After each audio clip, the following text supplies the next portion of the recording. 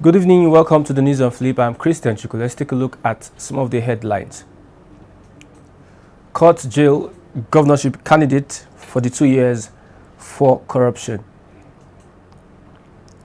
2023 election, we are coming for your thugs. NSA speak to governors. Federal government don't approve use of mother tongue as instruction in schools. Buhari accused governors of stealing local government funds.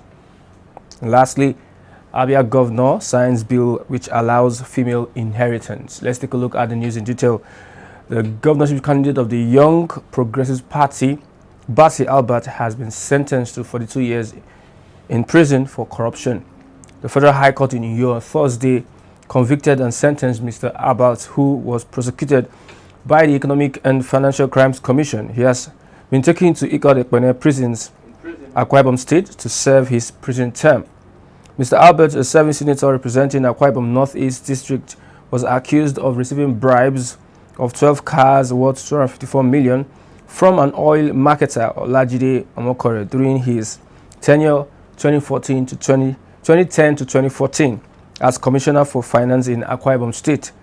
The convicted senator was a member of the People's Democratic Party, the ruling party in the state, before he defected months ago to the YPP, where he secured the party's ticket for the 2023 governorship election. He was a major challenger to the PDP candidate Umo Eno in next year's governorship election in Akwa Ibom State. The National Security Advisor, Major General Babangana Mungono, retired, has warned state governors employing the use of thugs to prevent opposition from mounting campaign materials in their domains that security agencies will soon descend on them. Anchoring the ministerial briefing at the State House today, he further warned that there will be no hiding place for the perpetrators when the law enforcement agency takes steps. The NSA, who was reacting to reports of state governors implementing policies that prevent the presence of opposition campaign materials in their state, blamed the action on what he called inferiority complex. Again, he cautioned governors to restrain their thugs in what he described as a cabal regime, reminding that the President, Muhammad Buhari, had given clear directives that the 2023 election must be free, fair and credible.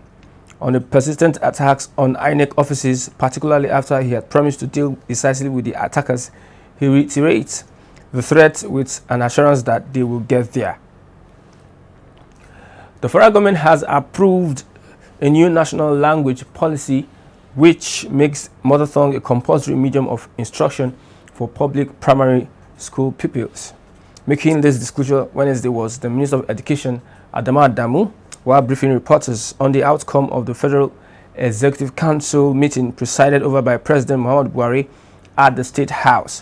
While explaining that government is aware that its implementation will be difficult, the minister revealed that the mother tongue will be used exclusively for the first 6 years of education, while it will be combined with English language from junior secondary school.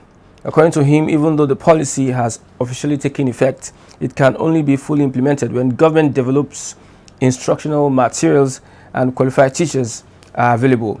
Adam explained that the mother tongue to be used in each school will be the dominant language spoken by the community where it is located. The minister said government is prepared to preserve cultures and their peculiar idiosyncrasies, stressing that so much has been lost due to the extinction of some local language.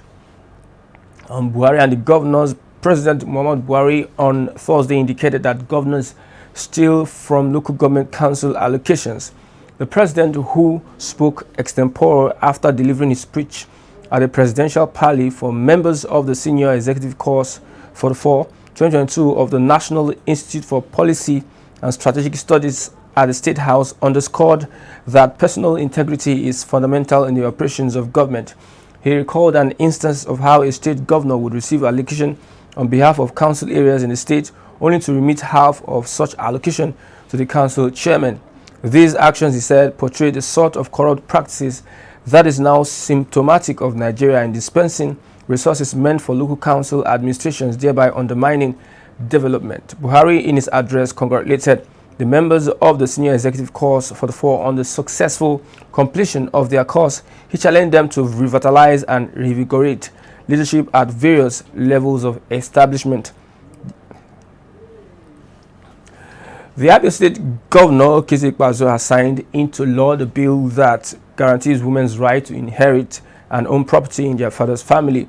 The governor, in a statement signed by his spokesperson Onyebuchi Ememanka on Wednesday, disclosed that the development was in conformity with international best practice and also intended to eliminate all forms of discrimination against women in Abia State.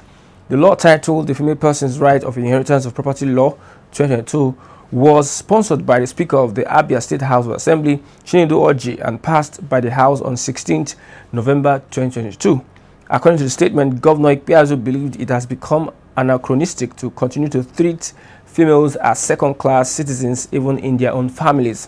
While signing the law, Ikpeazu appreciated Abia State Assembly for dredging up enough courage to pass the bill, which he described as historic, positively disruptive, and capable of setting society on the path of equal opportunities and sustainable development. This is coming 2 months after Rivers State Governor Nyesom Wike signed a bill which allows women to inherit family property into law. With that, we've come to the end of the news on Flip. I'm Christian Chigo. Thanks for watching.